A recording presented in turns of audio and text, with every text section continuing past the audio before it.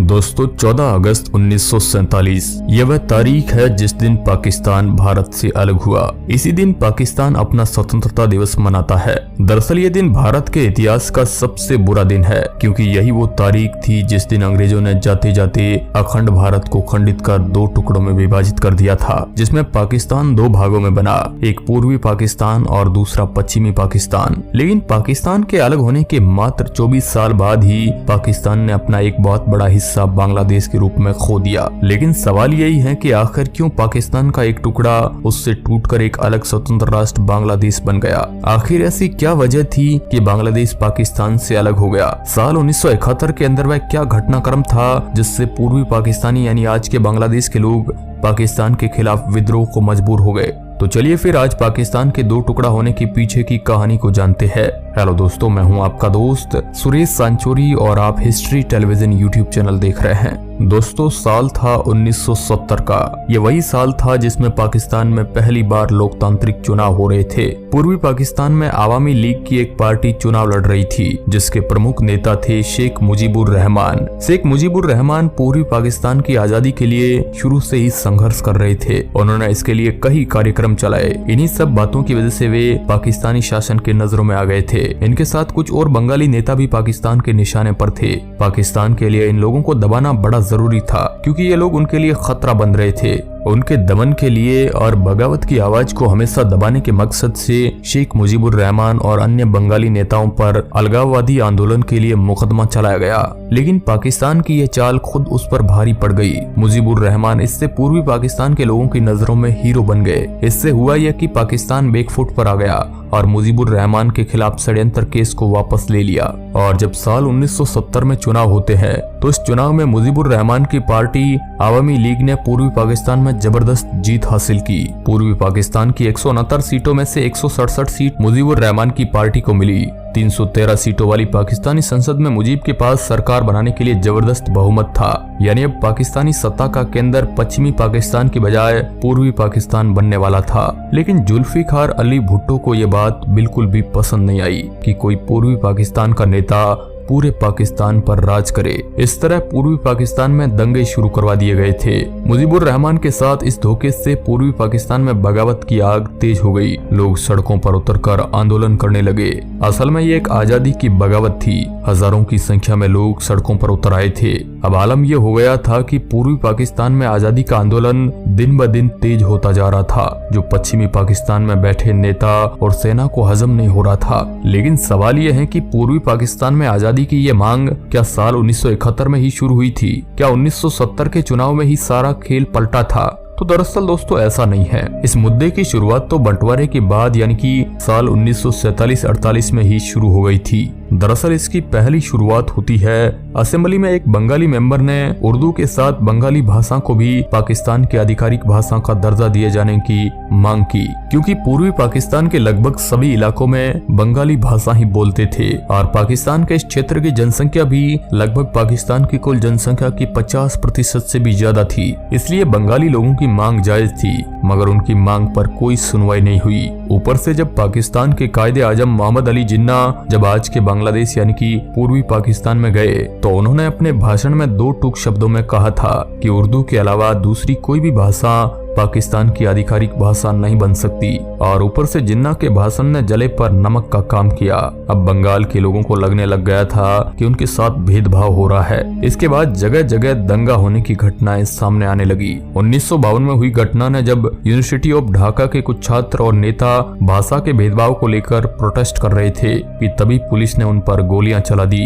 ये बात लोगों में जंगल में लगी आग की तरह फैल गई कि बांग्ला लोगों में राष्ट्रवाद की भावना और ज्यादा तीव्र हो। और साल 1956 में जाकर सरकार ने बांग्ला भाषा को आधिकारिक दर्जा दिया, पर तब तक बांग्लादेशी लोगों में राष्ट्रवाद की भावना जगने से रोकने में बहुत देर हो चुकी थी। ऊपर से पश्चिमी पाकिस्तान के लोग पूर्वी पाकिस्तानी लोगों को हीन भावना से देखते थे, जबकि पश्चिमी पाकिस्तान के लोगों के लिए धर्म मजहब सब कुछ था। तो वही उल्टा बंगाली लोगों के लिए उनका कल्चर, उनकी भाषा धर्म से कहीं बढ़कर थी। और ये बात पाकिस्तान के लोगों को बिल्कुल भी पसंद नहीं थी। इसलिए भी दोनों में काफी मतभेद थे। और एक बड़ा कारण जो कि 1970 में हुआ था, जब पूर्वी पाकिस्तान की पार्टी आवामी लीग ने पूर्ण बहुमत हासिल कर लिया, फिर भी उन्हें सरकार सरकार बनाने का मौका नहीं दिया गया। पाकिस्तान के लोगों को यह कतई मंजूर नहीं था कि पूर्वी पाकिस्तान पूरे पाकिस्तान पर राज करे। इस वजह से भी दोनों में भेदभाव की स्थिति पैदा हो गई थी। बंगाली लोग हमेशा ही ये मानते थे कि पाकिस्तानी सरकार उनका बड़े स्तर पर शोषण कर रही है, और ऊपर से ये भी था कि उस दौर में पाकिस्तान के टोटल रेवेन्यू में ज्यादातर पैसा पूर्वी पाकिस्तान ही कमा कर देता था। लेकिन बात जब इस पैसे को डेवलपमेंट के कामों पर लगाने की आती थी, तब सरकार सिर्फ 25% ही पूर्वी पाकिस्तान पर खर्च करती थी और बाकी का 75% पश्चिमी पाकिस्तान को दिया जाता था। जब भी कोई फॉरेन इन्वेस्टमेंट आती थी तो वह भी पश्चिमी पाकिस्तान को ही दी जाती थी। कोई बड़ी कंपनी लगाने की बात आती तो वह भी पश्चिमी पाकिस्तान में लगा दी जाती। मतलब कभी भी पश्चिमी पाकिस्तान ने बंगाली को अपना समझा ही नहीं। यानी जैसे अंग्रेज भारत के साथ कर रहे थे, वैसा ही पश्चिमी पाकिस्तान पूर्वी पाकिस्तान के साथ कर रहा था। ऐसा भी एक बहुत बड़ा कारण मानते हैं पाकिस्तान से बांग्लादेश के अलग होने का। कई शोधकर्ता मानते हैं कि यहाँ तक कि सरकारी नौकरी में भी इनके साथ भेदभाव किया जाता था। सिविल सर्विस और डिफेंस की फील्ड में अच्छी पोस्ट देने की बारी आई, तब भी इनके साथ अन्याय हुआ,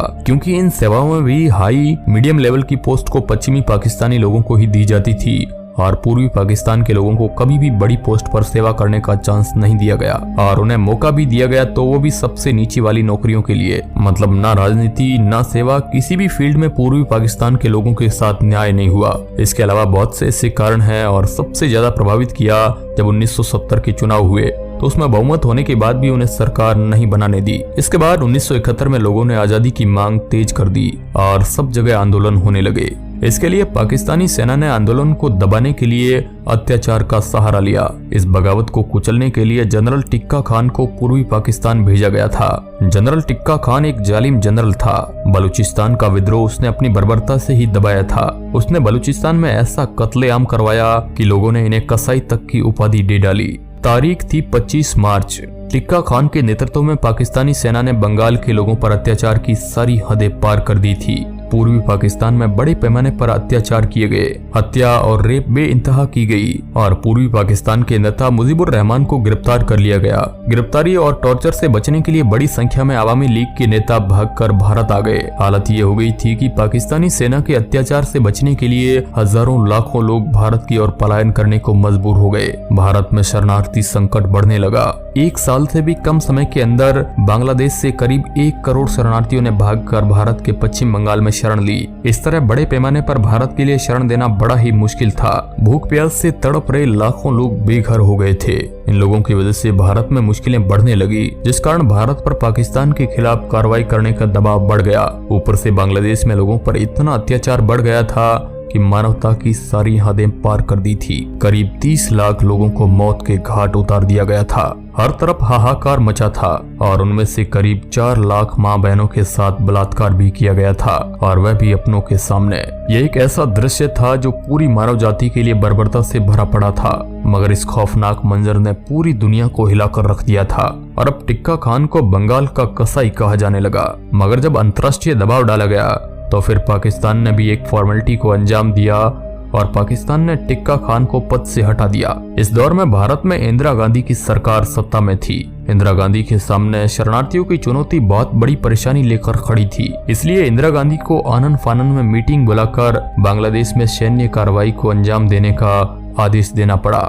मार्च 1971 के अंत में भारत सरकार ने मुक्ति वाहिनी की मदद करने का फैसला लिया। मुक्ति वाहिनी दरअसल पाकिस्तान से बांग्लादेश को आजाद कराने वाला पूर्वी पाकिस्तान का एक क्रांतिकारी गुट था, जिसमें पूर्वी पाकिस्तान के सैनिक और हजारों आम नागरिक भी शामिल थे। 29 जुलाई 1971 को भारत ने सार्वजनिक रूप से मदद करने की घोषणा कर दी और कह दिया कि हम इस तरह लोगों पर जुल्म नहीं होने देंगे। भारतीय आर्मी ने तैयारी कर ली थी पाकिस्तान से युद्ध करने की और पूर्वी पाकिस्तान में जाकर पाकिस्तानी आर्मी को वहां से खदेड़ना था। इंदिरा गांधी ने अमेरिका से भी संपर्क किया और अमेरिका के सामने भारत के नजरिए को रखा, लेकिन इंदिरा गांधी और अमेरिका के बीच बातचीत भी किसी खास नतीजे पर नहीं पहुंच पाई। अमेरिका ने पूर्वी पाकिस्तान के लीडर मुजीबुर रहमान की रिहाई के लिए कुछ भी करने से हाथ खड़ा कर दिया।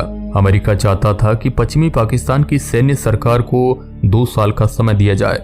दूसरी ओर भारत को लग रहा था कि पाकिस्तान में स्थिति धीरे धीरे बहुत ज्यादा खराब हो रही है और पूर्वी पाकिस्तान में हालात तब तक ठीक नहीं हो सकते हैं जब तक मुजीब को रिहा ना किया जाए। भारत ने अमेरिका से यह भी कहा था कि अगर पाकिस्तान ने सीमा पार भारत में उकसावे की कार्रवाई जारी रखी तो भारत बदले की कार्रवाई से पीछे नहीं हटेगा। फिर तारीख आती है 3 दिसंबर 1971। पाकिस्तान की वायुसेना ने भारत पर हमला कर दिया। भारत के अमृतसर, आगरा समेत कई शहरों को निशाना बनाया गया। इसके साथ ही 1971 के भारत पाक युद्ध की शुरुआत हो गई। भारत ने पाकिस्तान के साथ 2 मोर्चों पर युद्ध लड़ा। सब जगह पाकिस्तान को हार का ही सामना करना पड़ा। भारत द्वारा पूर्वी पाकिस्तान का साथ देने पर पाकिस्तान के करीब 93,000 सैनिकों ने भारत के सामने हथियार डाल दिए थे और ये पाकिस्तान का सबसे बड़ा आत्मसमर्पण था। 16 दिसंबर 1971 ये वही तारीख है जब पाकिस्तान ने कहा था कि अब हमसे नहीं हो पाएगा।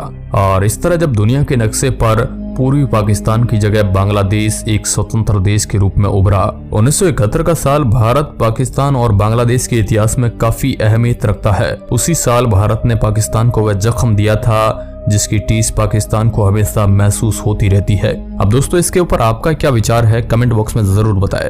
वीडियो के अंत तक बने रहने के लिए आपका बहुत बहुत